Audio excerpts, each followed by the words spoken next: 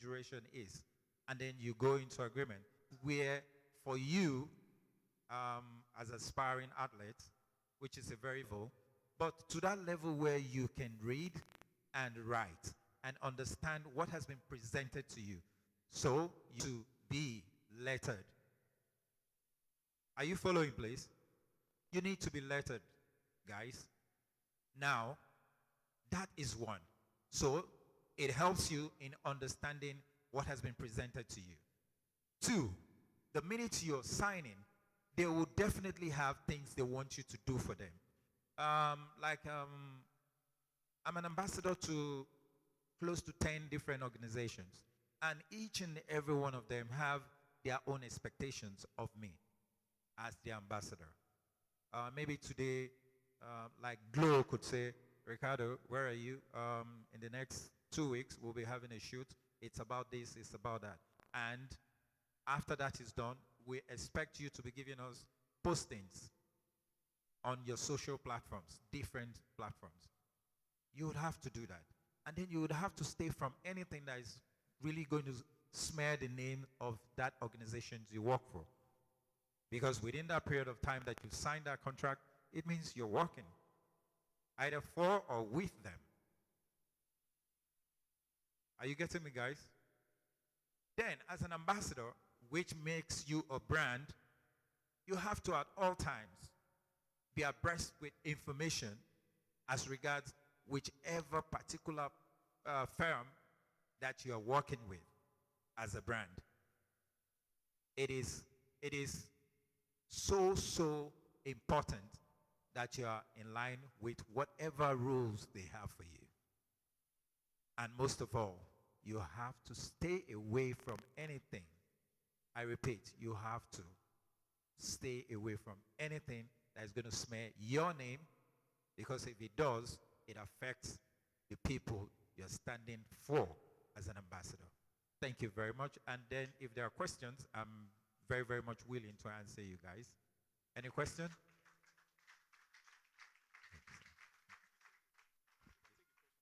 All right. No problems. You could meet me much later, so we're good. And I'll attend to you. Thank you so very much for the level of access. Mr. Ricardo Agbo, bring it down, DJ. Thank you. I mean, you just mentioned in passing that you are often in the stadium. And interestingly, Mr. Ade Thompson John just told me that you are like if you're not working, if you're not representing brands, if you're not on stage, if you're not performing anywhere in the world or being on our screens, that you're actually mostly in the stadium, that you always work out. I know you can see how very healthy looking you is. And that also means that, I mean, did you eventually watch the fight of that young lad that said you should come watch? Nice. You should be very proud. Did he win? That's another question. One not Bobby. He won. Oh, nice. That's actually nice. Ladies and gentlemen, thank you so very much for the elders in the house, all our fathers, all our men that have shaped the stories of boxing across Nigeria and the continent of Africa. Words fail us to know that you guys are here. But for our daddies that are here, representing and thanking, should I say thanking you, go for a day like this, a round of applause for them, please. There are some elderly men in our midst that we should really, really thankful to. Thank you so very much, daddies. We appreciate you. Thank you. Speaking of appreciation, ladies and gentlemen, when the icon so well for this country, so well for African journalism, these ones were the ones who changed the story of broadcasting and journalism in Nigeria and the continent of Africa.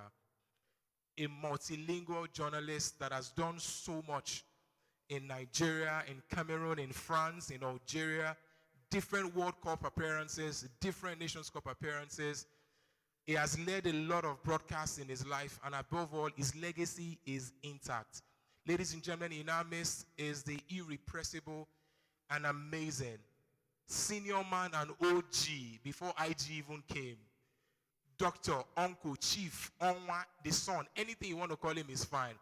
The iconic Mitchell Obi. Good afternoon, sir. Thank you very much. Thank you. Thank you for being amazing, sir. Thank you. And ladies and gentlemen, you can see the kind of men. Look at the kind of men that are here. These are just not ordinary men. These are men of worth and class and values. Look at them, all for you boxers. So you have to take today as a very special day for you. We move on now to more conversations as We'll get highlights very shortly on the screen. I said something about drugs, and it's actually a thing. Maybe before most of you were born, or some of you were born, but the older ones will know this particular name. There was a name in the world of athletics then, the name of Ben Johnson and Carl Lewis. Whatever you think Usain Bolt, or whatever you think Mike Tyson and let me use boxing. Whatever you think Mike Tyson and Evander Holyfield was, their rivalry, how they always going back and forth. Out Lennox Lewis and Akeem was. That was what Carl Lewis and Ben Johnson was. They were very good. But at some point, one of them got stripped of the medals because of what we call doping. I do not have enough knowledge to talk about. I do not have enough knowledge to talk about this. That's why we've gone to bring a man who is reputable in his own right to talk about why you, looking at me as a boxer, should never do anything called doping or using drugs. Ricardo said something earlier. He said you should not do anything that will harm you in any way from being an ambassador or a brand, not only to whoever you are that is collecting money from you or they're giving money to, but your own self. Ladies and gentlemen, at this time, I'd like the attention of having to speak on the effect and implication of using enhancing drugs in sports. This is a big topic. For 15 minutes, Dr. Buki Abujuwe will be speaking to us. A round of applause as he comes forward. Thank you so much, Doctor. We appreciate you, sir. Good afternoon, everybody. It's for Nigeria, and are still doing level. And we all forget that, and that's what we want to talk about. What are the side effects of doing this? Apart from all the other problems you will face with WADA, with your international federations, even to your society, $1 million, but they will tell you how to live your life. Because there are certain things you cannot do now. I see boys on the street who don't even do any weights. I don't know why. But just next page. So those are the types. You have the anabolic steroid he was mentioned. I'll give you an instance of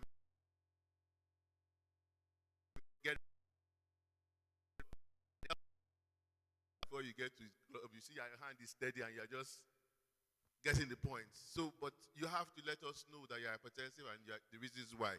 So they are performance enhancing. For some of us, this is especially for boxers who do weights. There are two ways diuretics work. You want to use it to mask what you have taken, or you use it to quickly lose weight. You know what you do, African sauna, all those things. But you know you're a 64 kg person, and then you're 64 kg now, and you want to go to 56 fights.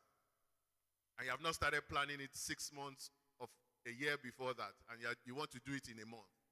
You quickly start using diuretics. It's bad for you, and it is a banned substance. Next page, please. I put here, I hope that they will send it to you guys later as soft copies so you can read it. How they work. Anabolic steroids, you've seen how it increases your muscle growth. That's why you see so many people, bodybuilders, bouncers, who have that kind of build. Most of them are using anabolic steroids.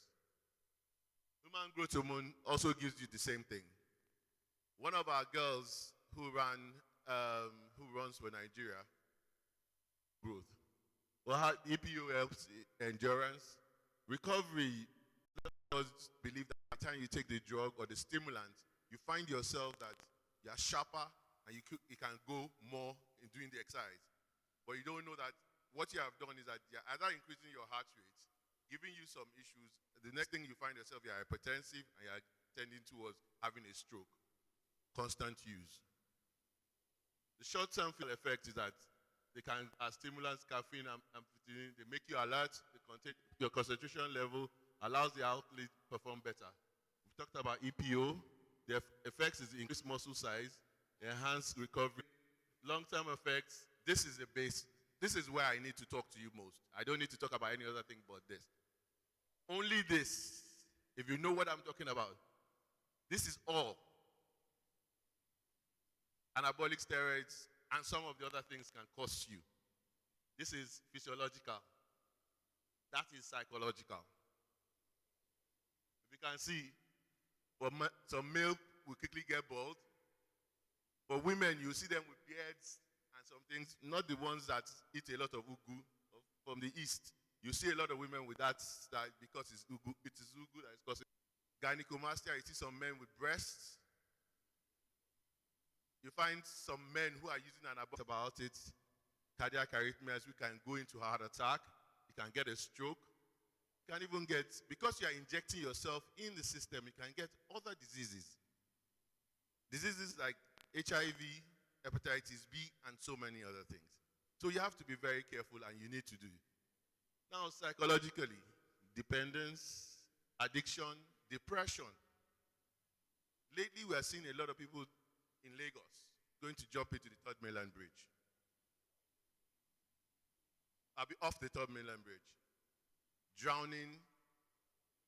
Even a top CEO, a billionaire, hung himself or something happened to him in his house. So people are getting depressed. But I can tell you, exercise should help you get out of depression. So if you use something else to get you into depression, then you have your own problem to deal with. You have mood swings, decreased libido, paranoia. You know, there are some boxers in some time past that used to believe that somebody was chasing him. So anywhere he goes, he had bodyguard around him because he felt people were going to come and attack him. And in between one of those days, he punched somebody and the person died and he was thrown into jail. Euphoria. That's it. These are little things that even in your house, if they know about this, they can notice you change. They will see it. So please, the only thing I can appeal to you, before you do anything in sports or take anything into your mouth, see a doctor. There are special people who are called sports medicine doctors within the sports field. They will be able to tell you what to take and what not to take. Every October 1st of a preceding year, World Anti-Doping Agency releases a prohibited list. Drugs you should not take. But it doesn't take effect until the 1st of January of that next year. So if you have a person I'll give you a short story. Mara Sharapova, as at the time before the Australian Open some years back, she was using a particular drug the year before. And you know Australian Open is January. So by October 1st of the preceding year, they had said that move that drug she had been taking without no problems into the prohibited list. But by January, when she was at the Australian Open, she was tested and she was positive. And she said, I've been using this but go and check the prohibited list.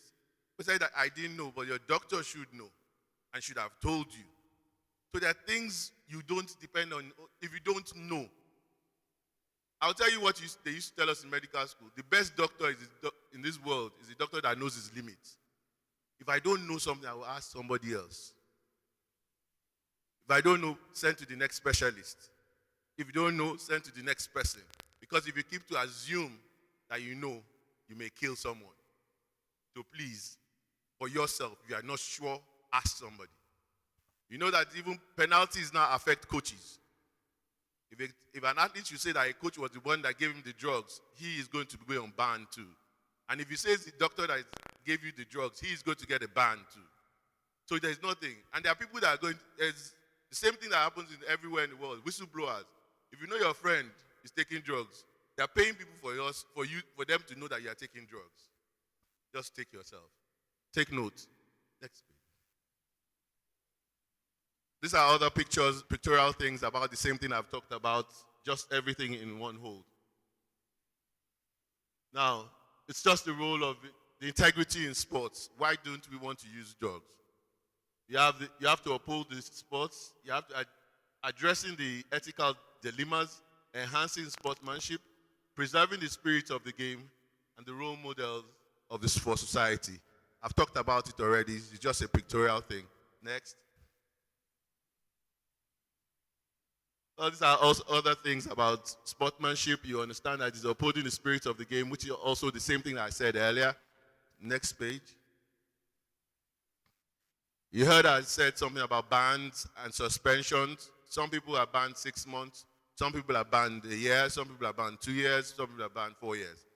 But now they are taking the next step to tell you that they can even collect money that you have won from you. Marion Jones, after the Balco Lab experience, they went back to test her urine in Sydney 2000. Mr. Mitchell, is it Sydney 2000? Yes. Where she was tested and backtracked it and found out she had been using the drug from 2000. So she was asked to pay back everything she had gotten from that till the date she went to bankruptcy. So legal ramification. In some countries, if you are caught with certain amount of dope drugs, you may be jailed. So take note.